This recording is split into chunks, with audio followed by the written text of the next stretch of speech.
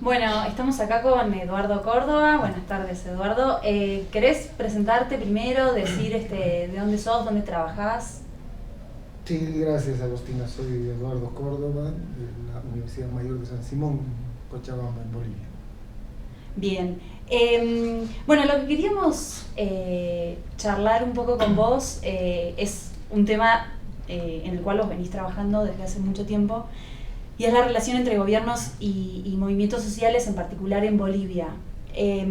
Teniendo en cuenta, digamos, que no solo en Bolivia, sino en muchos países sudamericanos, muchos gobiernos considerados progresistas, de giro a la izquierda, como sea que se los quiera llamar, llegaron al poder, de hecho, de la mano de muchos movimientos sociales, en muchos casos no tanto gracias a una fuerza de tipo de partido político, sino más bien de movimientos sociales, y que muchos de estos gobiernos en este momento o en los últimos años se están enfrentando a los límites y a las contradicciones de ser, por un lado, representante de estos movimientos sociales o de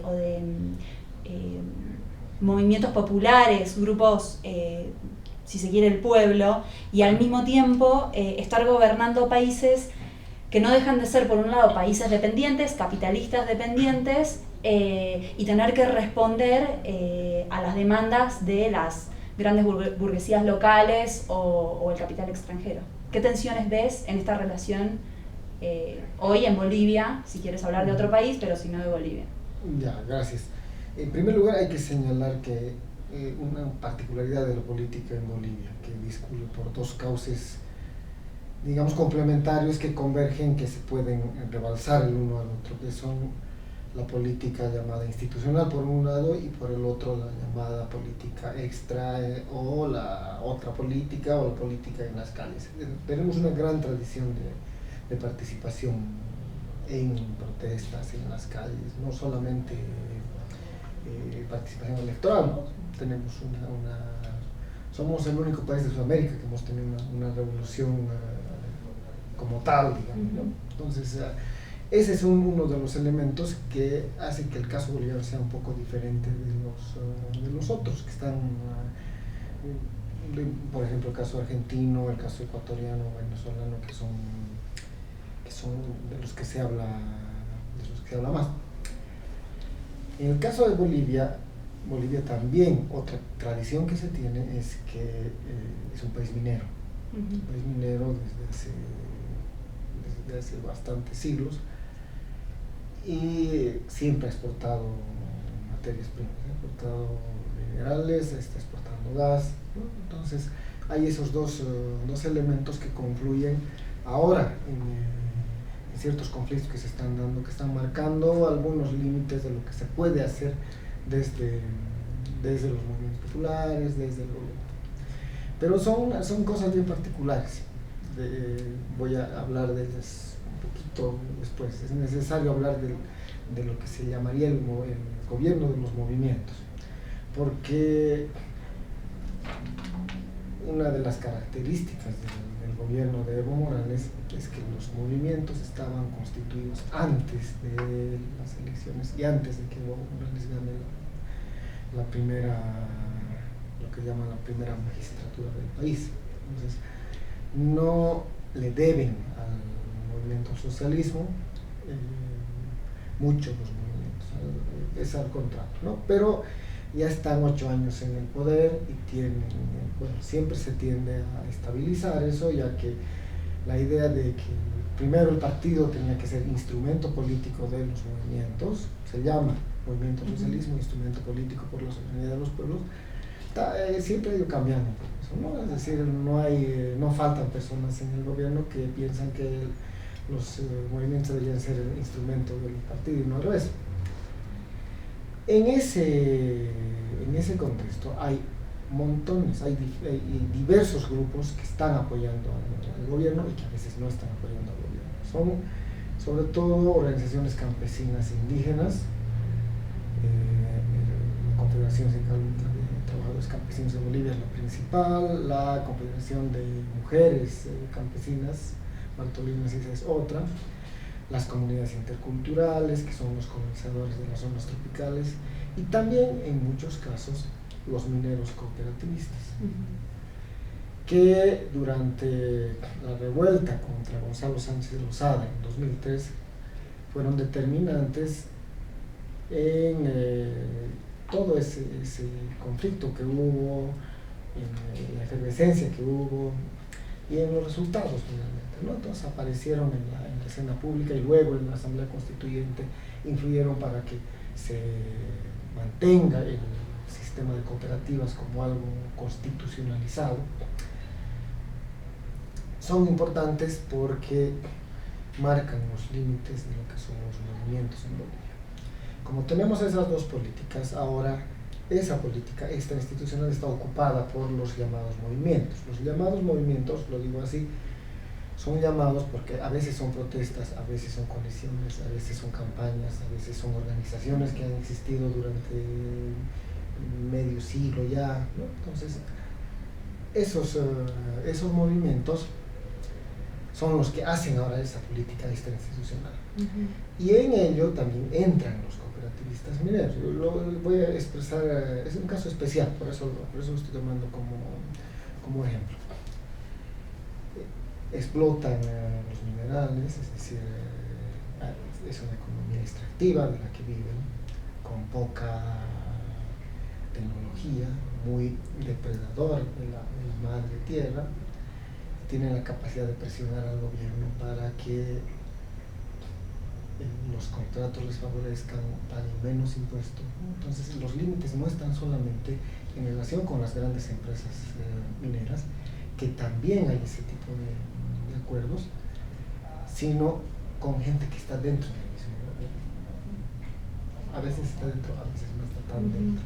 Entonces el caso complicado es ese, ¿no? Que tenemos mucha organización, tenemos mucha vitalidad social, pero dentro de esa misma vitalidad social están los límites de lo que se puede hacer, digamos, para efectivizar el discurso de respeto a la madre tierra, de no discriminación, todo eso.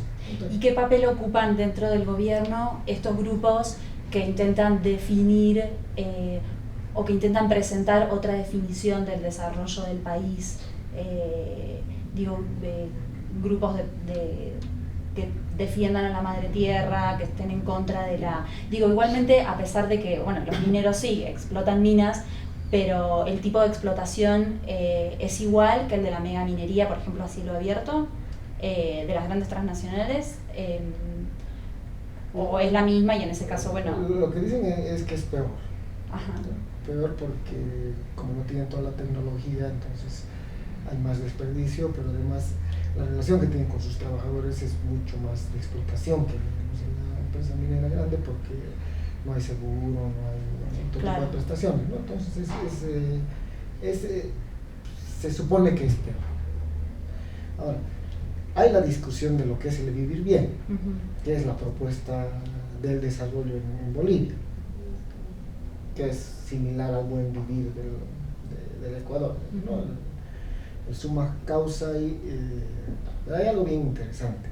Cuando se planteó ese tema en la Asamblea Constituyente había mucho entusiasmo por decir, nosotros no queremos vivir mejor que nadie, nosotros queremos vivir bien. Vivir mejor quiere decir vivir mejor que otros y vivir mejor que ayer. Nosotros no tenemos esa linealidad, ¿no? Y los aymaras son son algo excepcional porque el pasado está adelante, no el futuro, en su cosmovisión. Es una cosa bien interesante. Nosotros no tenemos esa linealidad de vivir mejor que ayer y mañana mejor que hoy. Y tampoco tenemos esa relación de envidia o lo que sea, que es vivir mejor que nosotros. Nosotros no queremos vivir mejor, nosotros queremos vivir bien, es decir, emplear los recursos que hay al máximo posible para disfrutar la vida, ¿no? Esa es más o menos la idea, pero plasmar eso en políticas públicas es complicado, y fue complicado también plasmar en algo que no fuera summa camaña aymara. Summa causa y quechua es más o menos lo mismo, es vida buena, pero si uno piensa en otros idiomas indígenas, Hay 37 idiomas reconocidos en Bolivia por el español y 36 idiomas indígenas. No hay expresiones como eso, entonces pusieron algo que es muy artificial en la Constitución. Y las políticas públicas relacionadas con eso todavía no están plasmando, porque no hay algo sólido de lo que es el vivir bien. Por un lado está bien que no haya algo sólido, porque cuando las cosas se graban en piedra, ahí empiezan a dejar de tener los efectos de cambio que deberían tener. Entonces, por un lado está bien, pero por otro lado son políticas públicas, tienen que estar bien definidas hacia dónde se está yendo.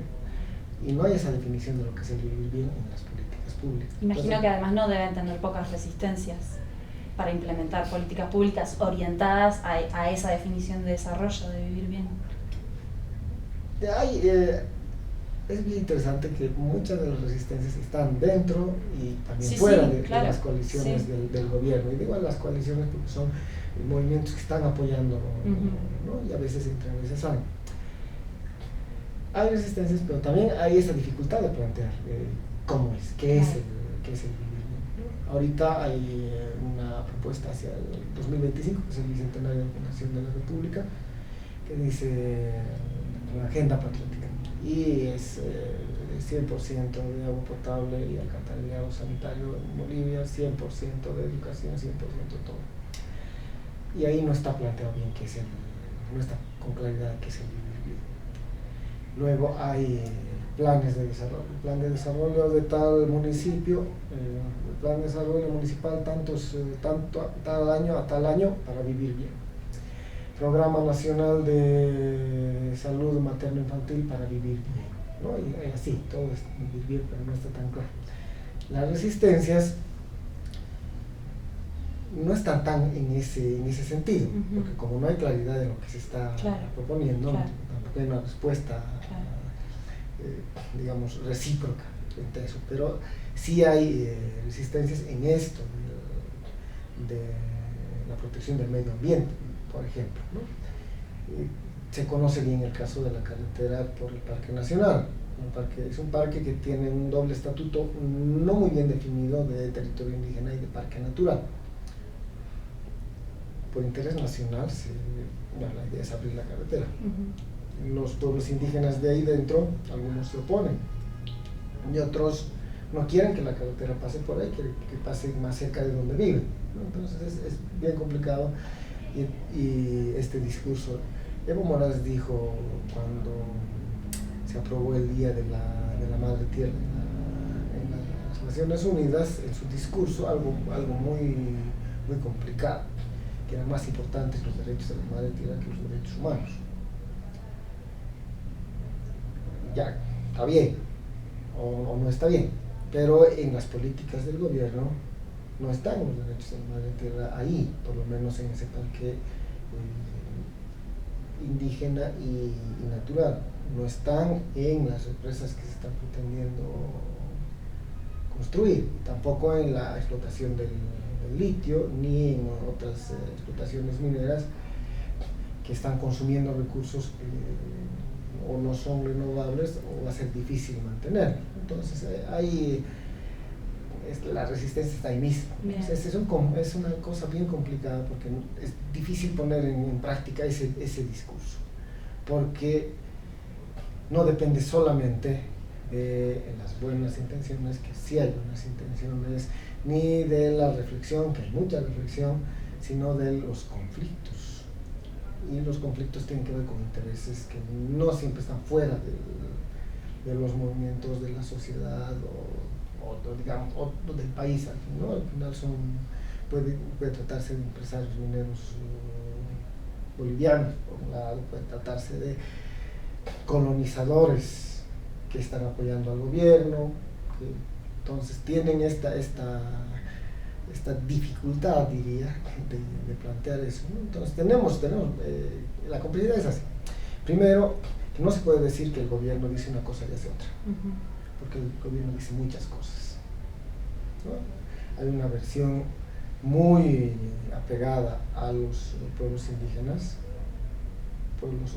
indígenas originarios campesinos, tal como se plantea en la Constitución, hay otra versión más de izquierda, hay otra más nacionalista, y hay una estratégica también, en función de las disputas del momento, que puede apelar a estas otras, ¿no? Entonces, no hay un solo discurso, no hay una sola cosa que diga el gobierno, no hay un doble discurso entonces, porque no es fácil decir así, no es doble discurso porque dice que protege la madre tierra y no lo hace, sino que todo está tramado de esa manera y es difícil de salir como sociedad también, no es solamente un problema del gobierno, digamos, ¿no?